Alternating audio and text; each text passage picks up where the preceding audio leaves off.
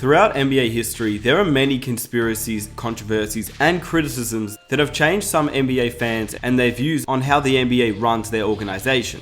There's an entire National Basketball Association criticism and controversy Wikipedia page that goes through every single conspiracy theory and controversy that has happened in the NBA. Obviously, not every single one is correct, but at the same time, there have been NBA officials that have come out and stated that they rigged games and they purposely controlled the narrative.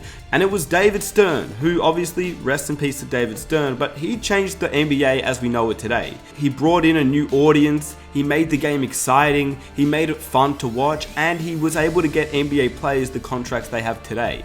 Back in February of 1984, when David Stern was the NBA commissioner for the first time, he changed the league entirely to what it is today. Over a 30-year reign on the league, and he's definitely one guy who many believe changed the league but also rigged a lot of things in the league. For example, the infamous 1985 NBA draft where Patrick Ewing was selected with a folded envelope. That has obviously been covered many times, and it's no surprise that everybody thinks he rigged the draft because there was a folded envelope. It was New York City, and of course David Stern would want one of the biggest cities to have one of the biggest players. It's no surprise. But then there's also many other instances. The Chris Paul veto trade at a time when New Orleans was officially purchased by the NBA, and it was David Stern who was technically the owner of the New Orleans Hornets, and then somehow that trade gets denied out of every other trade that we've seen go through. Well, whose decision was it to stop the trade? No, not to stop. No, not to stop. There's no superstar that gets traded in this league unless the owner says go ahead with it. And in the case of New Orleans, the representative of the owner said that's not a trade we're going to make. But that representative was you, if I'm right. Correct. In effect, then, you said the trade is not going to go through. I said that New Orleans would not make the trade that had been proposed to them. And of course, many people don't agree with what David Stern did, or they almost choose not to believe the NBA is rigged.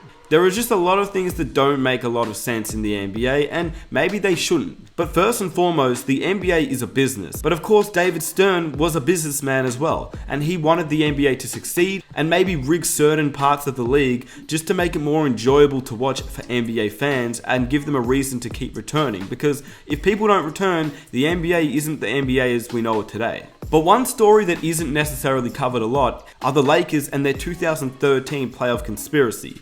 With that being said, before I get into the video, if you enjoy these types of videos and you enjoy NBA conspiracies and all sorts of NBA content, trades, analysis, stories, be sure to hit that subscribe button for more NBA content every single week. Hit that notification button so you never miss an upload, and I would greatly appreciate if you guys could drop a like for the channel. It takes 1 second of your time and it would make my day. So before even watching the video, I want you to comment down below right now, do you believe in the 2013 Lakers conspiracy, or do you need more information? In that case, let's get into the video. Of course, David Stern always wanted the biggest teams to be on the biggest stages. It's no surprise. Once again, he was a businessman and the NBA was a business. The bigger the team, the more viewership, the more money, and it all works hand in hand. David Stern once was quoted by saying that if he'd want any team to be in the NBA Finals, it would be the Lakers versus the Lakers. So it's to no one's surprise that the 2013 Lakers was one of David Stern's favorite teams, because not only did they have Kobe Bryant, they had Pau Gasol and the newly acquisition in Dwight Howard and of course Steve Nash, who was a two-time MVP. He wasn't the Steve Nash that we saw in Phoenix, but because of the history of Steve Nash and obviously Kobe Bryant still being one of the best players in the league, the Lakers as a whole obviously being in Los Angeles, secondly they had two of the biggest stars in the league in Dwight and Kobe, and they would bring in a lot of revenue every single game and of course a lot of viewers, which is what David Stern wanted. But as we know, that 2000 Lakers team didn't live up to expectations. Through 60 games into the regular season, they had a record of 30-30, which obviously for the team that they had was really poor. But we have to rewind all the way up to the first game of the season. It was the Lakers versus Dallas Mavericks. The Lakers lost. They lost again to Portland. Then they lost again to the Los Angeles Clippers. They started off with an 0-3 record, and many just thought the Lakers were struggling with chemistry issues. But by the first 3 months, they really weren't doing that well. They were 15-15, and they weren't able to string wins together. And when they did go on a 5-game winning streak, the next month they went on a 6-game losing streak, and it basically continued like that for the rest of the year. But then after the 60th game of the season, where the Lakers were 30-30, for the next 3 months, The Lakers finished with a record of 45-37, but in the last 3 months to end the season, the Los Angeles Lakers went on a tear. They started March with a 30-31 record, and they ended April with a 45-37 record, meaning that they went 15-6 to end the season. And of course, some people would be like, of course they did that, because when you think about it, this is a Los Angeles Lakers team with Kobe Bryant, Dwight Howard, Pau Gasol, and Steve Nash. Of course they just strung some games together.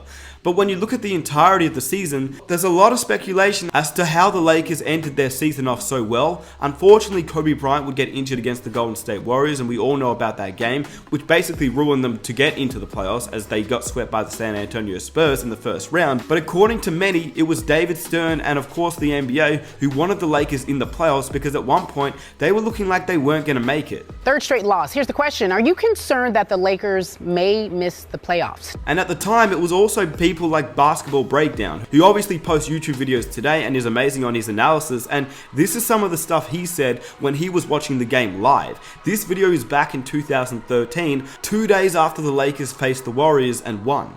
Well, let's get into the Lakers-Warriors from the other night, because here's part 2. We're going to look at the refs and down the stretch. Right in front of 2 refs, Dwight Howard clearly steps out of bounds before saving this ball. This loose ball foul on Ezeli was pretty bad because it was made by a ref who was 30 feet away. There wasn't any contact on Howard as 3 guys went for the ball. He fades away on the shot and the ref is way late calling it. On the play where Kobe injured his Achilles, he went down with just about no contact. The ref assumes there's a foul since he fell down. At this angle, Barnes has his left arm on him, but by no means is that a foul in the NBA. And this was the worst of them all and the most crucial. Dwight Howard lowers his shoulder, is clearly moving, and causes all the contact. Blake isn't even bothered by the contact. Play should not have been interrupted.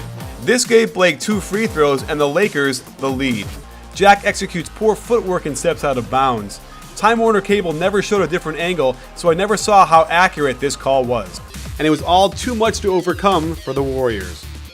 And B-Ball Breakdown wasn't the only one who suspected this. There's a channel called Mars Neotech, and he posted a video about the 2013 Lakers playoff conspiracy with no audio, but there's a little bit of information from Bill Simmons and his podcast where he talks about the Lakers getting favored by the referees as well. Back in 2013, when it seemed unlikely that they would, there was one game in particular when the Lakers faced off against Portland and they shot 3 times as many free throws as the other team. Not only that, there were certain games where the Lakers would get so many foul calls that it was almost unfair, and you could tell the refs were definitely in on something. The Lakers are not going away. They're going to get in, and it's just a question for me of who falls out. I was more bullish after I watched the game 2 Fridays ago when the Lakers shot 3 times as many free throws as Portland. I was like, oh, okay. I forgot about this variable. The Lakers get every call variable. That could be I did. That was a fun. You know what was fun about that game? I didn't watch that game. That wasn't one of the games I picked for that night. Yeah. Then I was reading the blog recaps. And even like the Blazers blog was, of course, going crazy about the refs. And the Lakers blogs were even saying, the refs do seem like we did get every call. NBA.com's video recap, those like 3-minute clips that did refs just not mentioned, free throws not mentioned, just like, not. Look at these exciting highlights. There was a game against the Dallas Mavericks where the Lakers were the 9th seed at a record of 27-29, and the Dallas Mavericks were the 10th seed with a record of 25-29. The Lakers were 3 games behind the 8th seed, and Dallas was 4. But when you watched the game, it went down to the wire. But then there were certain calls against the Dallas Mavericks that were just not called, and they were clearly obvious calls. For instance, the Dirk Nowitzki fadeaway that was clearly a foul, but the Lakers didn't get called. But I think the biggest one is definitely when the Lakers were facing off against the Warriors, and unfortunately that was when Kobe Bryant tore his Achilles. But before Kobe Bryant tore his Achilles, it was quite obvious that there were many calls going against the Warriors and going for the Lakers, that it almost seemed like the referees were in on it. And at the end of the day, I would not be surprised one bit. And neither was B-Ball Breakdown at the time either.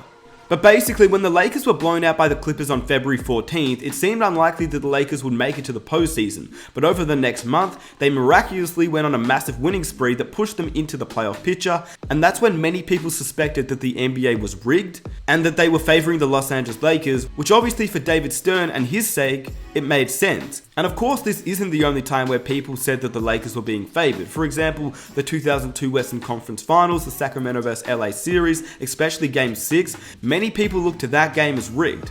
There's also the 2000 Portland Trailblazers, the 2004 Minnesota Timberwolves, where the Lakers obviously favored by the referees. And not only that, when you look at the video evidence, it's so profound that you can kind of see that the referees were definitely in on something. You don't even really need to understand the NBA or what the league is about. If you just look at the game and you see how many uncalled fouls there were and go through each and every game, I mean, to be honest with you, it's almost seemed as if it's definitely rigged. And like I said, if the Lakers are in the playoffs, that automatically equals more money for David Stern and the NBA. And at the end of the day, it's a business, and that's what he wanted. With that said, let me know what you think of this NBA conspiracy theory. Was the 2013 Lakers rigged, or were they just a good enough team that made it to the NBA playoffs and somehow turning their season around after playing very poorly throughout the regular season? I'm not sure about you, but when you go through each and every clip, it definitely looks like the Lakers were in on something here, and it looks like the referees definitely favored the Los Angeles Lakers, and to be honest with you, it wouldn't be the first time. But I haven't seen too many people post about the 2013 Lakers conspiracy theory, so I thought I may as well make a video on it. So if you did enjoy it, please leave a like to show support on the channel, subscribe if you're new for more NBA content every single week, hit that notification button so you never miss an upload, and it's been your boy Nick Smith. I am out. Peace.